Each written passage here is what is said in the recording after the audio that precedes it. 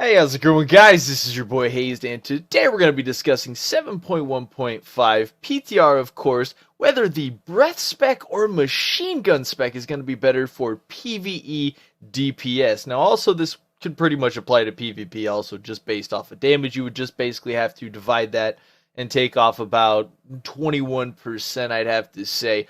Also, we'll be discussing whether or not the stat scaling going over to 7.1.5 has any effect in PvP. So anyways, let's jump into this.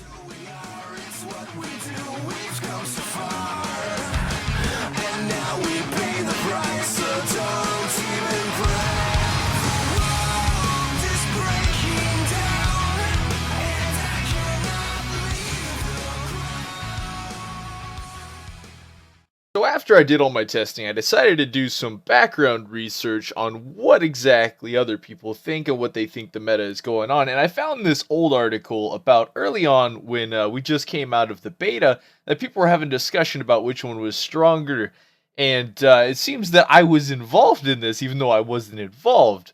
But in the end, the only thing that they seemed to be able to kind of decide on was the fact that Hayes is an asshole, but he's okay. Getting back to business, of course I did these tests on my 884 item level Frost DK, and of course I did these tests with no flasks on and no potions being used. Now what I did here is did the Breath spec versus the Machine Gun spec, here of course on the 7.1.5 PTR.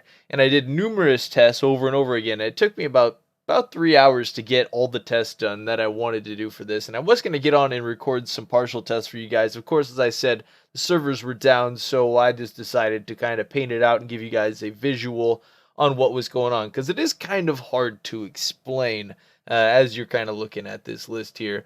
I'll start going over some of it. So as you can see right here, at the top right hand corner, it's kind of the key on the right hand side, is we got the breadth spec in the blue and we got the consistency spec in the red. And as you notice, the blue starts off way higher than of course the consistency spec, as we know it would. But of course after that major breath buff, it's going to deal a major amount of damage a lot faster, and a lot just a lot more damage coming out of it, of course single target, than the consistency spec. And as we've seen quite a few nerfs heading towards the consistency spec, heading into 7.1, with of course the stat rebuff, and then of course that minor nerf to Howling Blast, also taking down some of its consistency. And as you notice, there is the little orange hump going over top of it. So what's going on the PTR at the moment for the consistency spec, for people to try and get more DPS out of it, what they are doing is they are converting out of using the shortened cooldown to actually dropping ice, and of course switching over to Remorseless Winter to try and deal more DPS, both AoE and single target, trying to kind of keep up with the former glory of what they had. It's definitely going to make the spec a little bit more damaging when it comes to AoE, but the single target is not really affected. Now, understand what that consistency spec is kind of going for is what's making the breath spec so powerful in 7.1.5 at the moment.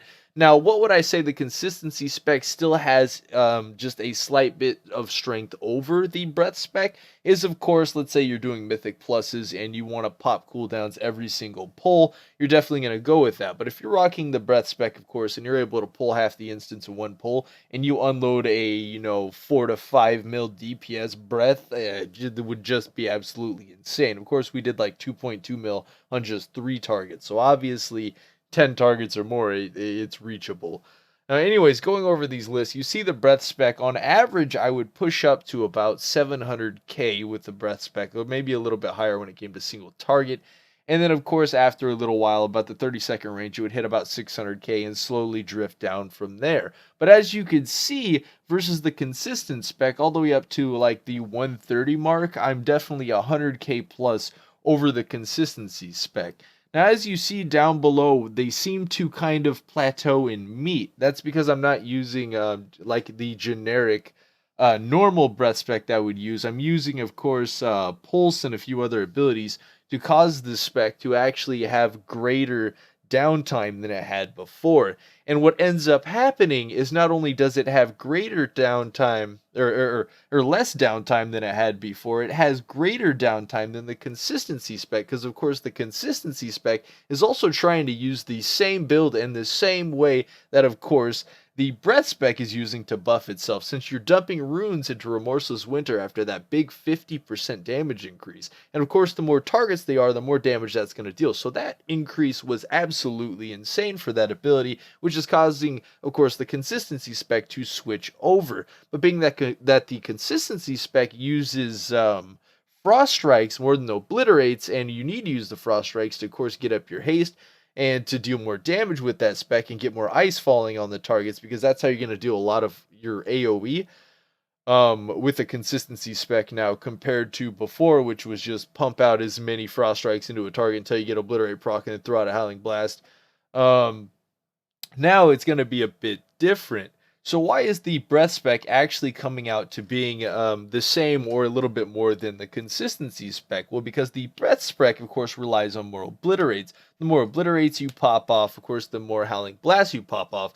Now, your free howling blasts and both your obliterates both add to your Remorseless Winter, the length of it, and of course the damage of it, which causes it to maximize bigger and longer than the consistency spec, surprisingly, because with the consistency spec you're forced to use frost strikes a lot more, and of course with the breath spec you don't even kind of reach over there. I mean, you look at it of course once in a while in your downtime, but other than that, with your major bursts and stuff, you're just like, man, I just let my breath take care of my runic power.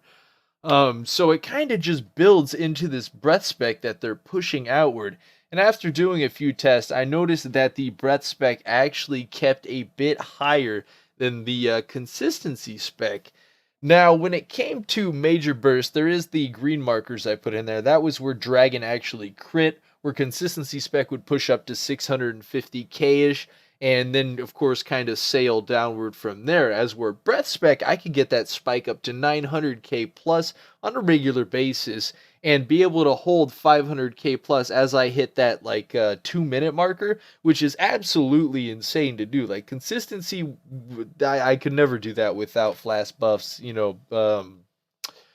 berserking going on, things like that. As for this spec, it is pretty nuts at the PvE DPS. Remember, these tests were mainly for single target that I'm talking about at the moment. Now when I'm talking about like 3 targets or more, like Mythic Plus situations, things like that, both the breath spec and the consistency spec can keep up on 3 targets 550k plus without even struggling. Of course, the consistency spec, I was also running Glacial, which adds a little bit more DPS to the AoE side of it. Still had to build off of the remorseless side of it more than it did, of course, than just trying to keep up that haste spread damage that they kind of had before.